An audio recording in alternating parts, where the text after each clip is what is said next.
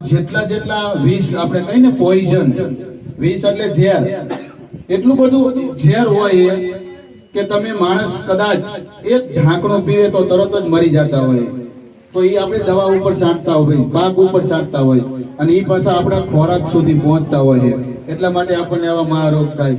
તો આ પ્રાકૃતિક ખેતી દ્વારા આપણે કુદરતી અને ખાસ આપણા હિન્દુ ધર્મની અંદર આપણને ગાય માતા તરીકે જે દરજ્જો મળ્યો હોય, તો એ ગાય માતાનું આપણે ગૌમૂત્ર અને ગાયનું દૂધ, ગાયનું દહીં, બધી વસ્તુ ગાયની એટલી બધી આપણને ઉપયોગી હોય કે જેના દ્વારા આપણને કોઈ પણ પ્રકારનું રોગ અથવા તો કોઈ નુકસાન થતું નથી. એટલે ગૌમાંથી જે જીવામૃત કીધું આપણને એક શબ્દ વાપરો, બીજું હતું ઘન જીવામૃત, જે સાણિયા ખાતર તરીકે પણ ઓળખાતું હોય. એની અંદર આ વસ્તુ નાખી અને આમાં અર્ક બનાવવામાં આવે અને અર્કને સીધો ડ્રીપ ઇરિગેશન દ્વારા નળી વાટે ટ્વિંકલ એટલે કે એની ડીપર હોય નાની, એ ડીપરથી ટીપા ટીપા સીધા છોડના મૂળની અંદર પાડવામાં આવે. એટલે ક્યાંય બીજું વધારાનું જે ઘાસ હોય એ પોષક આવા જે તત્વો દ્વારા જે આપણને સીધા મળતા હોય એ મળતા ઘાસ નિંદામણ વધારાનું લઈ શકતા નથી. તો આવી રીતે સીધું છોડને એનો વિકાસ થઈ શકે અને કોઈ પણ પ્રકારના જંતુનાશકોનો ઉપયોગ કર્યા વગર આ જીવામૃતને આપણે ડ્રીપ ઇરિગેશન, અને ડ્રીપ ઇરિગેશનનો એક બીજો મોટો ફાયદો શું હોય ખબર છે? ઓછા પાણીએ તમે વધુમાં વધુ ખેતી કરી શકો. જ્યારે આપણા ખેતરની અંદર બોર કરવામાં આવે અને બોરના તળ ઊંડા હોય ત્યારે પાણીની તંગી અનુભવાય, અને આ પાણીની તંગી દૂર કરવા માટે થઈ આ ડ્રીપ ઇરિગેશન, ટપક સિંચાઈ પદ્ધતિ જેને કહેવામાં આવે, આપણે સમાજ વિદ્યામાં ભણી ગઈ. છોકરાઓ ઘડીક વાર સાંભળો, 5 થી 10 જ મિનિટ છે ખાલી. કેટલી વાર? પછી આપણે જોવાનું છે. સાંભળો, આ પાણીની અછતને દૂર કરવા માટે થઈ અને આ ડ્રીપ ઇરિગેશન એટલે કે ટપક સિંચાઈ પદ્ધતિનો આપણે 3 પ્રકારની આપણી પાસે પિયત પદ્ધતિ છે ખેતીમાં. કેટલી છે? એક માટલા પદ્ધતિ હતી સૌથી જૂની, પછી બીજી આવી ધોરિયા પદ્ધતિ. ધોરિયાની અંદર પાણી વાળવાનું, સીધું કિયારામાં જવા દેવાનું. તો આની અંદર પાણીનો વધુમાં વધુ બગાડ થતો હતો. પછી આવી ટપક સિંચાઈ પદ્ધતિ. જો આપણી પાસે મોડલ હાજરમાં જ છે ટપક સિંચાઈ પદ્ધતિનું. હમણાં આપણે જોવી કેટલું પ્રેશર આપવામાં આવે, ક્યાં દવા આપવામાં આવે, બધું આપણે જોવાનું છે. ઓછા પાણીએ વધુમાં વધુ વાવેતર તમે કરી શકો. પછી નાના મોટા પાક વાયા અહીંયા, અલગ અલગ પ્રકારના ઓર્ગોનિક હે, પાક હે, ફળફળાદી હે, શાકભાજી હે, બધી વસ્તુ તમને અહીંયા જોવા મળશે. અને એક નવીન નાના મોટા જો ખડ કાપવાના કટર હે, હાથેડા પણ આપણા ટેકનોલોજી કેટલી બધી ખેતી માટે વિકાસ પામી એ પણ અહીંયા દેખાડવાની તમને.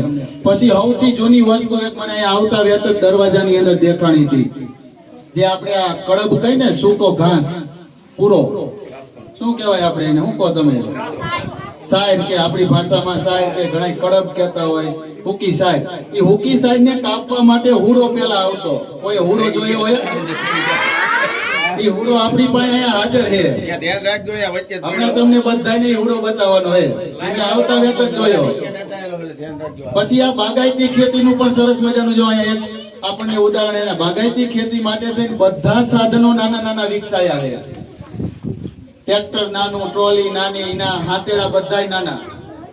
એટલે આ પ્રાકૃતિક ખેતીની અંદર એટલા માટે લેવામાં આવે. અને આપણા સુંદરગઢ ગામની અંદર એક જ પ્રાકૃતિક મોડેલ ખેતી જો આજી અહીંયા આપણને માહિતી આપી, એ એક જ મળેલું છે. અને એમાં સરકાર તમને નાની મોટી સહાય પણ આપતા હોય છે. અને હવે પછી આપણે એક પછી એક વસ્તુ જોવાની, વરસાદ પણ આપણા નસીબ. વિદ્યાર્થીઓ જે આપણી વાડીએ પ્રવાસે આવેલા છે તે પ્રાકૃતિક ખેતી અંગે જરાક આપણે વાત કરી અને થોડીક એમને સમજ આપવાની છે. એટલે પ્રાકૃતિક ખેતી જે ઓર્ગેનિક ખેતી તરીકે કહેવામાં આવે છે, જે ગાય આધારિત ખેતી કરવામાં આવે છે. એ ગાય આધારિત ખેતી એટલે શું કે આપણે જંતુનાશક દવા, રાસાયણિક ખાતરો એનો ઓછો ઉપયોગ કરી અને ગાય આધારિત ગૌમૂત્ર, છાણ એના આધારે ખેતી કરી એને ઓર્ગેનિક ખેતી કરવામાં આવે છે. જે આ સૂર્યનગર ગામમાં પ્રાકૃતિક મોડલ ફાર્મ એક ખેડૂતને આપવામાં આવે છે, તેમાં મારો નંબર આવેલો છે. તે અમે લગભગ પ્રાકૃતિક ખેતી તો લગભગ 10-12 વર્ષ ત્યાં કરી છે, પણ આ મોડલ ફાર્મમાં 3 વર્ષથી અમારો નંબર આવેલો છે. એટલે અમે અત્યારે જીવામૃત બનાવીએ છીએ, ઘન જીવામૃત બનાવીએ છીએ અને એ સેલેરી બનાવીએ છીએ તાજા છાણની. એ ખેતીમાં અમે દાડમમાં અને બીજા કોઈ પાકમાં આપીએ છીએ. એમાં જે જીવામૃત બનાવીએ છીએ તેમાં 2 પ્રકારના જીવામૃત આવે છે. એક ડ્રીપમાં આપવામાં આવે છે, જે આપણે લાંબી ડ્રીપ 20 ફૂટની બનાવી છે, જે ડ્રીપ દ્વારા આપવામાં આવે છે. અને બીજું એક સેલેરી દ્વારા જીવામૃત આપવામાં આવે છે, તે સીધું આપણે ડબલેથી દાડમમાં આપવામાં આવે છે. એનાથી અમને સારામાં સારો ફાયદો મળે છે. અને બને ત્યાં સુધી આપણે જીવામૃત ઓર્ગોનિક ખેતી ઉપર વળીએ તો આપણે જે માણસોને જે રોગ થાય છે, કોઈ કેન્સર આથી મહારોગ થાય છે, તેનાથી આપણે બચીએ. અને જેમ બને તેમ આપણને સરકાર પણ ઘણી બધી સહાય કરે છે.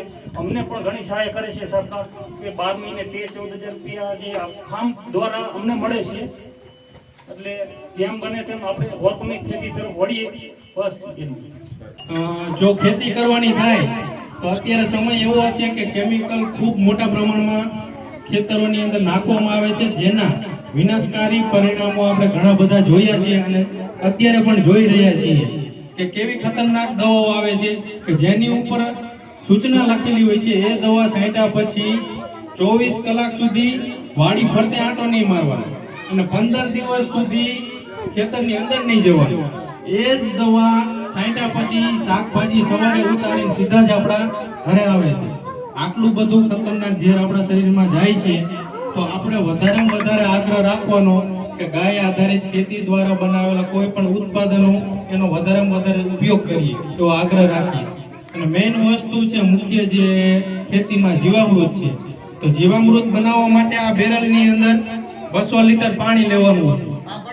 200 લીટર પાણી, 200 લીટર જ સમાય પાણી. અને એમાં 10 થી 15 કિલો દેશી ગાયનું છાણ. દેશી ગાય જ જોઈ, એમાં શંકર ગાય કે HF કે જર્સી ગાય નો ચાલે, ભેંસનું નો ચાલે, બરાબર. દેશી ગાયનું છાણ આવે 10-15 કિલો, 1.5 થી 2 કિલો ચણાનો લોટ આવે, અને 1.5 થી 2 કિલો ગોળ આવે, અને 1.5 થી 2 કિલો વડ અથવા પીપળના થડની માટી આવે. એટલું મિશ્રણ તૈયાર કરી અને એને લગભગ 7 થી 8 દિવસ રાખવાનું. અને દિવસમાં 2 વખત એને હલાવવું. ઘડિયાળના કાંટાની દિશામાં હલાવવાનું, અવળી દિશામાં નહીં હલાવવાનું. જે દિશામાં બ્રહ્માંડની ગતિ છે એ દિશામાં હલાવવાનું. એટલે 8 દિવસે એ મેરવણ તૈયાર થઈ જાય. એ 2.5 વીઘા માટે પર્યાપ્ત છે એક બેરલ. અને આ છે કોઈ ખોરાક નથી, પણ જેમ કહેવાય ને આપણે મેરવણ, એ પ્રકારનું મેરવણ છે જીવાણુઓનું. ગાયના છાણની અંદર 10 ગ્રામ છાણની અંદર કરોડો બેક્ટેરિયા હોય છે, જે ખેતીમાં ઉપયોગી છે. એ બેક્ટેરિયા આમાં નાખવાથી ગોળ અને ચણાના લોટનો ખોરાક લઈ અને દર 20 મિનિટે ડબલ થાય છે. એટલે આ ખૂબ ઉપયોગી વસ્તુ છે, જીવનમાં ખૂબ યાદ રાખજો અને પ્રાકૃતિક ખેતી કરવાનો ખૂબ આગ્રહ રાખજો.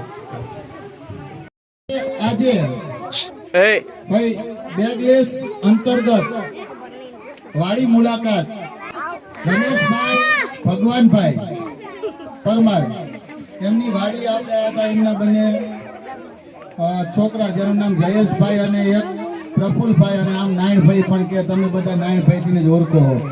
એની વાડી આપણે આવ્યા. આપણે સરસ મજાની માહિતી આપણને આપી પ્રાકૃતિક ખેતીની, ઓર્ગોનિક ખેતીની. ત્યાર પછી આપણે ડ્રીપ ઇરિગેશન, ટપક સિંચાઈ પદ્ધતિ, દવા છાંટવાની મશીન, અન્ય નાની મોટી ઘણી બધી વસ્તુ જેવી.